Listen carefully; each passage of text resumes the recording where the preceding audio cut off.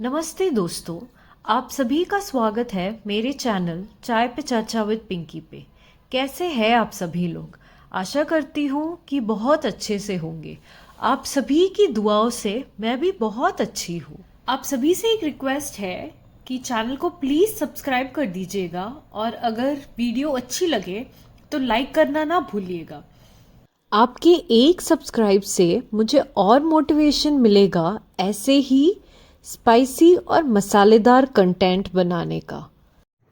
आज हम बात करने वाले हैं एक ऐसे केस के बारे में जिसने पूरे देश को हिला दिया है, कोलकाता गैंग रेप केस।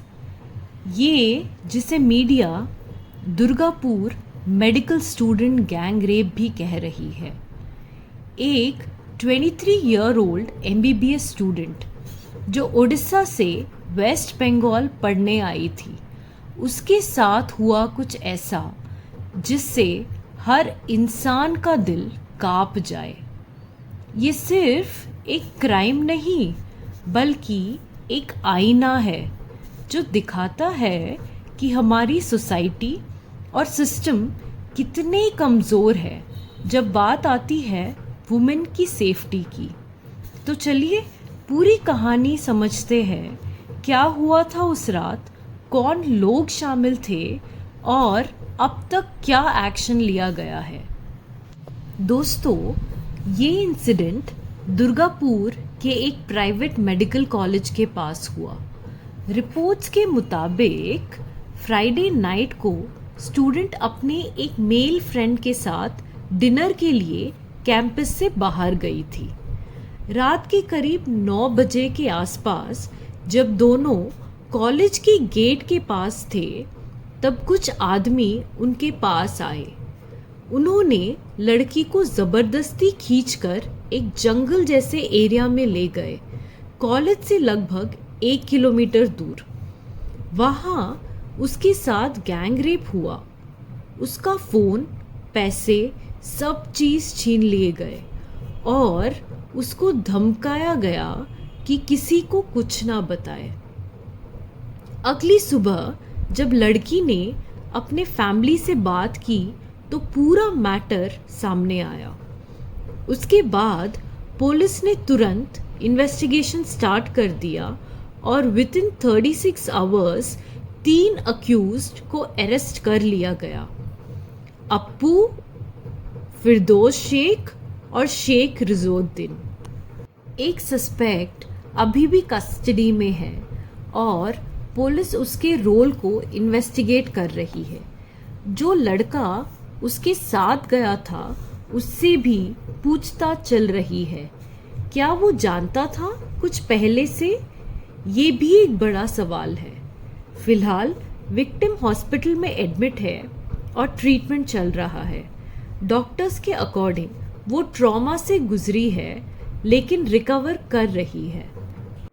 जैसे ही ये न्यूज़ बाहर आई, पूरा बंगाल और उड़ीसा दोनों स्टेट्स में आउटरेज मच गया। विक्टिम के फादर ने कहा, मेरी बेटी यहाँ सेफ नहीं है, मैं उसे उड़ीसा वापस ले जाना चाहता हूँ। अब यहाँ पॉलिटिक्स भी शुरू हो गई। वेस्ट बंगाल की चीफ मिनिस्टर ममता बनर्जी ने कहा कि ये केस बहुत दुखदाई है, लेकिन उनका एक स्टेटमेंट बहुत कंट्रोवर्सी का रीज़न बन गया। उन्होंने पूछा, आखिर रात को वो कैंपस से बाहर क्यों गई थी? बस यही से डिबेट शुरू हो गई। क्या ब्लेम विक्टिम पर डाला जा सकता है? क्या हम ये कहकर अपनी जिम्मेदारी से बच सकते हैं कि उसने रात को बाहर जाना गलत किया? ओपोजिशन लीडर्स ने ममता बनर्जी पर अटैक किया। उन्होंने कहा, सीएम को ये सोच बदलनी चाहिए क्योंकि सेफ्टी की जिम्मेदारी गवर्नमेंट की होती है, स्टूडेंट्स की नहीं।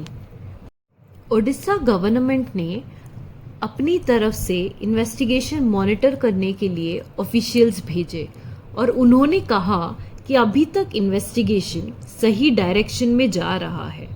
लेकिन लोगों के दिल में एक सवाल है, कब तक हम विक्टिम ब्लेमिंग करते रहेंगे और असली क्रिमिनल्स सिस्टम के पीछे छुपे रहेंगे? अब बात करते हैं लीगल एक्शन की। पुलिस ने एक्यूज के खिलाफ गैंग रेप के चार्जेस फाइल किए हैं नए भारतीय न्याय संहिता के सेक्शंस के तहत। फॉरेंसिक टीम ने एरिया से सैंपल्स कलेक्ट किए हैं, सीसीटीवी फुटेज एनालाइज हो रहा है और मोबाइल डेटा भी एग्जामिन किया जा रहा है।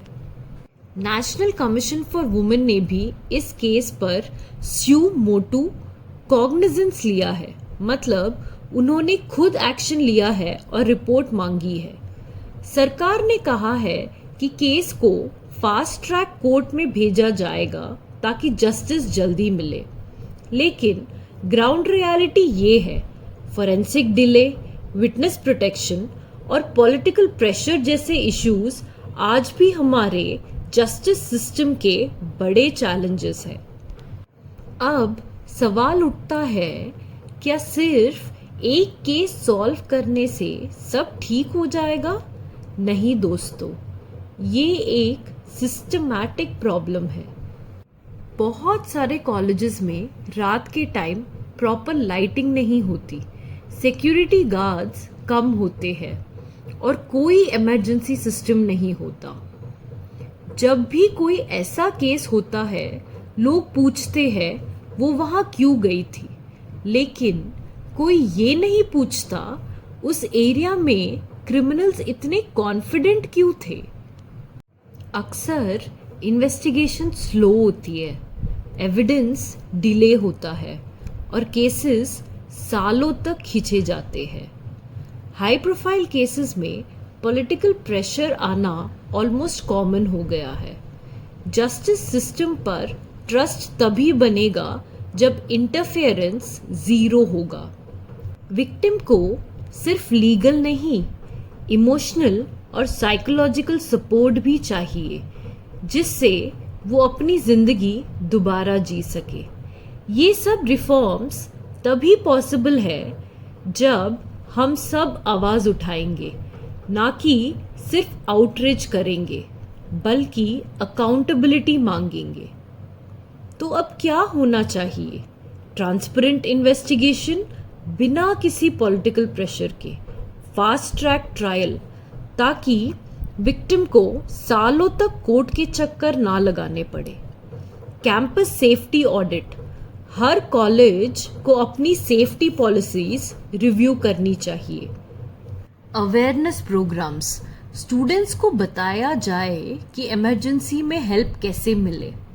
काउंसलिंग और सपोर्ट, विक्टिम के लिए कंटिन्यूस साइकोलॉजिकल हेल्प। और सबसे इम्पॉर्टेंट, मीडिया और पब्लिक को रिस्पॉन्सिबल रिपोर्टिंग करनी चाहिए। रूमर्स और मिस इन्फॉर्मेशन सिर्फ विक्टिम को और हर्ट करते हैं। दोस्तों, ये केस सिर्फ एक न्यूज़ नहीं, ये रिमाइंडर है कि हमारी सोसाइटी को अभी बहुत दूर जाना है। जस्टिस तभी मिलेगा जब हम विक्टिम ब्लेमिंग बंद करेंगे और सिस्टम से अकाउंटेबिलिटी मांगेंगे। इस लड़की ने बहुत हिम्मत दिखाई है और अब हमारी जिम्मेदारी है कि हम उसके लिए इंसाफ मांगे, लाउडली, क्लियरली एंड फियरलेसली। अगर आपको लगता है कि जस्टिस ज़रूर मिलना चाहिए, लाइक, कमेंट और शेयर कीजिए ताकि आवाज़ और दूर तक जाए। मैं हूँ पिंकी, मिलते हैं आप सभी से एक नेक्स्ट वीडियो में। तब तक के लिए स्टे सेफ, स्टे अवेयर।